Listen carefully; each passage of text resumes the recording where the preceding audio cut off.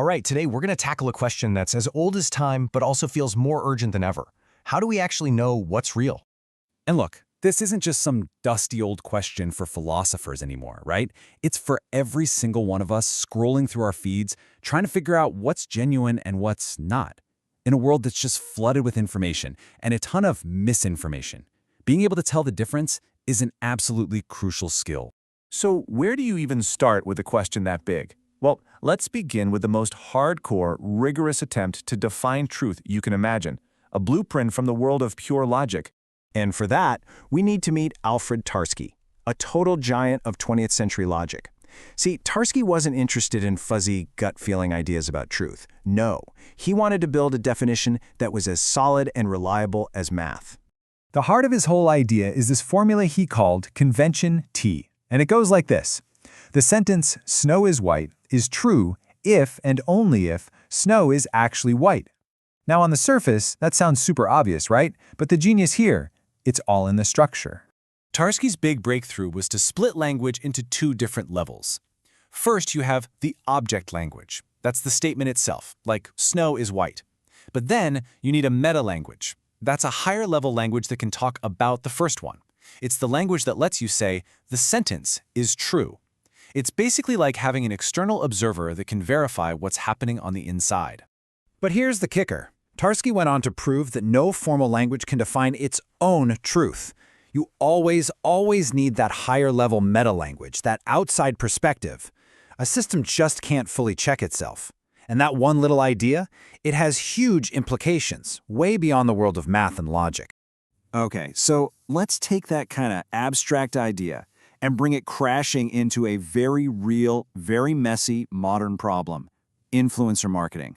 So just how big of a problem is this? Get this. In a single year, brands lost an estimated $1.3 billion to influencer fraud. That's a staggering amount of money just vanishing into fake followers, bots, and audiences that don't even exist. And the sheer scale here is just wow. We're talking about a market that could hit $22 billion on Instagram alone. But here's the thing. Some studies show that with 45% of accounts being hit by suspicious activity, maybe 40% of influencers are showing signs of fraud. So the need for a truth test here isn't just academic, it's a multi-billion-dollar headache. So how do you even begin to find the truth in all that digital noise? Well, this is where Tarski's big idea comes roaring back to life. These super sophisticated fraud detection algorithms, they are, for all intents and purposes, a technological meta-language. They are the external system, looking down at the data, the object language, of an influencer's profile to figure out if the engagement, the truth, is real or totally fake. And it's not just about some fancy algorithm working in the background. This hunt for truth turns into a real, practical checklist for brands. They're told to demand reports, to only pay when they see verified sales, to constantly check for fake followers, and to mix and match different data sources.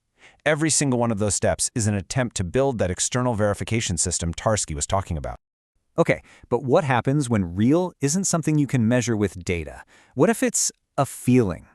Let's totally switch gears here and dive into how artists define authenticity, usually by just rejecting everything that feels fake. So, picture this. It's the 1980s in New York City, and the folk music scene has gotten kinda polished. A little too serious. Artists who were a bit rough around the edges couldn't get a gig. So what do? They started their own scene. And in this perfect act of defiance, they called it the New York Anti-Folk Festival. The whole thing was created to make fun of how serious and commercial the music industry had become. So you've got this split, right? Mainstream folk was all serious, polished, ready for the record labels. Anti-folk? It defined itself as the total opposite: mocking, raw, and fiercely independent. For these artists, real wasn't about a perfect take in the studio. It was the sound of something completely unfiltered. I mean, listen to how one writer put it.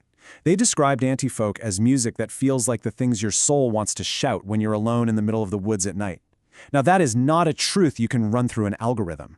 That is a gut-level emotional truth.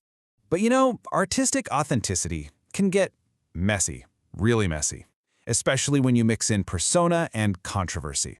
And that brings us to a really modern example, where the line between what's real artistic expression and what the public sees gets incredibly blurry and, well, pretty heated. So let's look at the artist Joshua Hamilton. He started out performing as a character named Brahmin, this blue character, because he thought the Hindu deity Kali Ma was blue.